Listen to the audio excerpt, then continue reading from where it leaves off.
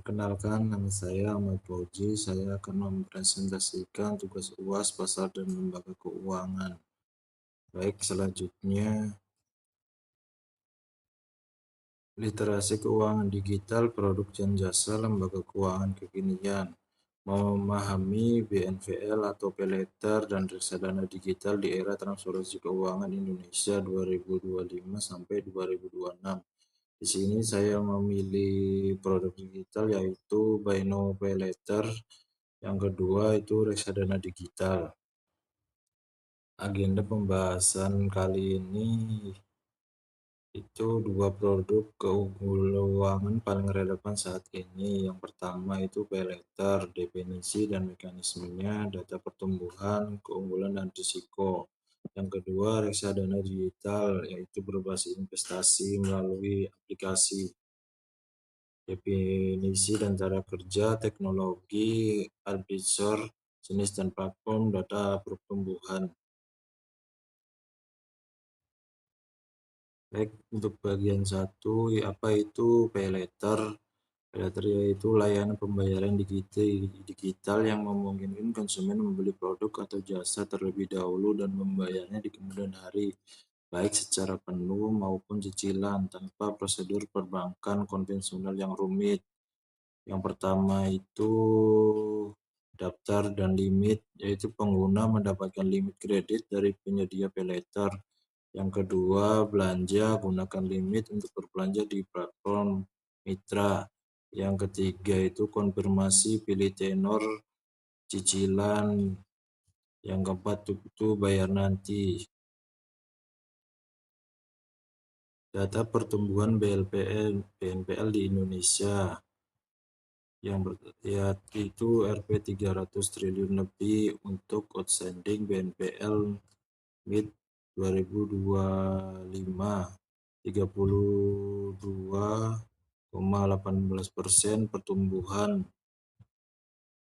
Yang ketiga 78% pengguna dari Gen Z dan milenial. Yang keempat 34% dari e-commerce pendorong utama BNPL. Fakta kuncinya yang utama regulasi POJK 32 tahun 2025 untuk penyelenggaranya Bank Umum dan Multifinance. NPL perbankannya dari 22,6% sampai 22,7%. NPM Multifinance-nya 3,5% sampai 30,8%. Itu di 2025. 1 dari 3 pengguna terjebak 5 plus cicilan. Untuk keunggulan risiko BNPL atau paylater yaitu akses mudah, tidak perlu prosedur perbankan konvensional yang rumit, inklusi keuangan menjangkau segmen yang belum memiliki kartu kredit. Yang ketiga, fleksibilitas cicilan, pilihan cicilan 0% sampai dengan 3 sampai 6 hingga 12 bulan. Terintegrasi e-commerce langsung tersedia saat checkout belanja online. Untuk risikonya itu perilaku konsumtif, kemudahan memicu belanja impulsif tanpa kendali, terjebak hutang, risiko menumpuk cicilan dari berbagai platform sekaligus, bunga dan denda, keterlambatan bayar dikenal bunga dan denda dan tambahan, data pribadi, perlindungan data konsumen yang harus menjadi perhatian utama. Baik, yang kedua saya akan menjelaskan tentang produk digital yang kedua yaitu reksadana. Apa itu reksadana digital? Yaitu wadah kumpulan dana dari banyak investor yang dikelola oleh manajer investasi profesional ke berbagai instrumen investasi. Kini dapat diakses sepenuhnya via aplikasi smartphone, mulai dari Rp10.000 tanpa perlu keahlian investasi sebelumnya. Yang platform-platform yang terdaftar OJK seperti Bibit, Ajaib, Bareksa, Tanam Duit, atau Peluang.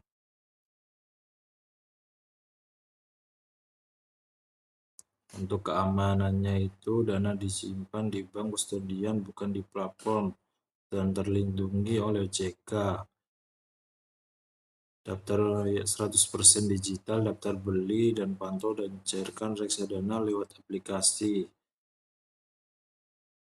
Robo-advisor AI memilih alokasi investasi terbaik otomatis berdasarkan profil dan risiko. Jenis-jenis reksadana dan teknologi robo-advisor.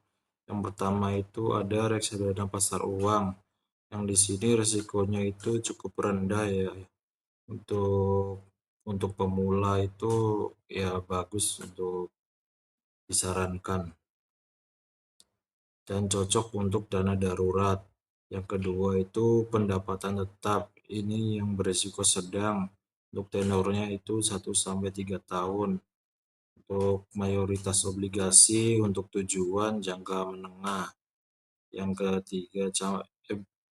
ketiga, itu reksadana campuran, yaitu risikonya menengah.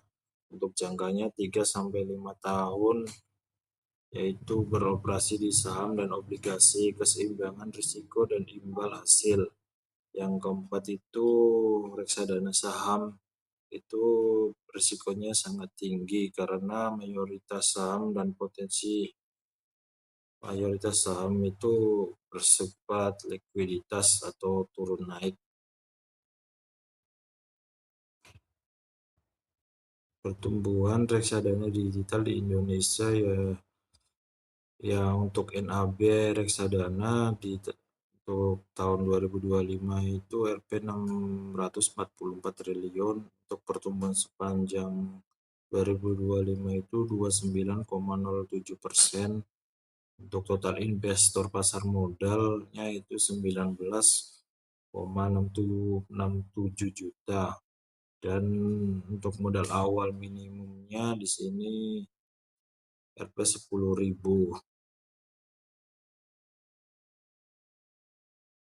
Untuk perbandingan BNPL atau paylater dengan reksadana digital, yaitu untuk aspek fungsi utama. Untuk paylater itu pembiayaan atau utang konsumtif. Untuk reksadana digital itu investasi atau penumbukan aset. Untuk tujuannya yaitu untuk paylater jangka pendek atau beli sekarang. Untuk reksadana itu jangka menengah sampai panjang. Untuk modal awalnya itu untuk paylater tidak ada limit. Untuk reksadana digital itu mulai dari 10.000. Untuk risiko utama dari paylater itu terjebak utang cicilan ganda. Untuk reksadana digital itu fluktuasi nilai pasar. Dari segi imbal hasil untuk paylater itu tidak ada, justru ada bunga. Untuk reksadana digital itu potensi return 5% sampai 20% per tahun. Untuk regulasinya itu untuk paylater POJK 32 tahun 2025. Untuk reksadana yaitu OJK dan manajer investasi. Untuk target utamanya yaitu dari paylater itu Gen Z dan milenial belanja online. Untuk reksadana digital itu untuk semua kalangan investor. Kesimpulannya itu dua produk yang resiko Indonesia. Paylater itu merevolusi cara konsumen berbelanja online. Outstanding melampaui Rp 300 triliun di 2025. Perlu literasi keuangan agar tidak terjebak utang. Untuk reksadana digital itu demokratisasi investasi mulai dari 10.000. Robo-advisor memudahkan pemula berinvestasi. 19,7 juta investor pasar modal di tahun 2025. NAB reksadana mencapai Rp 644 triliun. Keduanya mencerminkan transformasi digital keuangan Indonesia. Butuh literasi keuangan agar digunakan secara bijak. Baik, begitu materi presentasi dari saya, kurang lebihnya mohon maaf. Assalamualaikum warahmatullahi wabarakatuh.